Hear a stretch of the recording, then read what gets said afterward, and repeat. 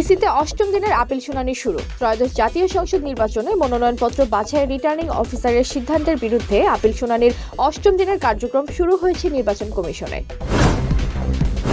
মনোনয়ন প্রত্যাহার পর্যন্ত রাজনীতির দরজা খোলা। জামাত ইসলামের সহকারী সেক্রেটারি জেনারেল অ্যাডভোকেট এহসানুল মাহবুব জুবায়ের বলেছেন, মনোনয়ন প্রত্যাহার পর্যন্ত রাজনৈতিক সমীকরণ চূড়ান্ত নয়, শেষ মুহূর্তেও পরিবর্তন হতে পারে।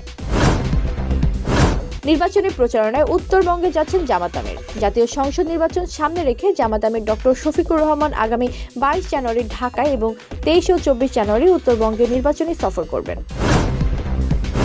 ইরানের সরকার পতনে বিশ্ব সহায়তার আহ্বান রেজা পালভির। ইরানের সাবেক পুত্র রেজা পালভি সরকার পতনে বিশ্ব সম্প্রদায়ের সহায়তা চেয়েছেন। বিক্ষোভকারীদের সমর্থনে বিপ্লবী গার্ডের বিরুদ্ধে অবস্থান নেওয়ার আহ্বান জানান তিনি।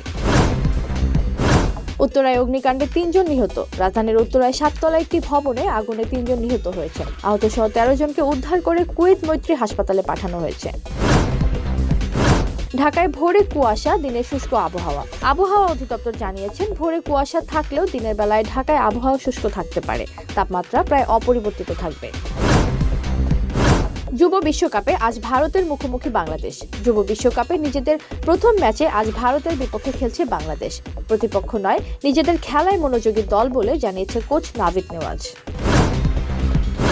এখানে রাজনৈতিক আলাপ জরুরি। রাজনৈতিক আলাপকে কেন্দ্র করে নির্মিত চলচ্চিত্র এখানে রাজনৈতিক আলাপ জরুরি দেশের প্রেক্ষাগৃহে মুক্তি পেয়েছে। স্টার সিনেপ্লেক্সের 5টি শাখায় সিনেমাটি প্রদর্শিত হচ্ছে। তামান ইসলাম তন্নি, নিউজ 24 বিডি।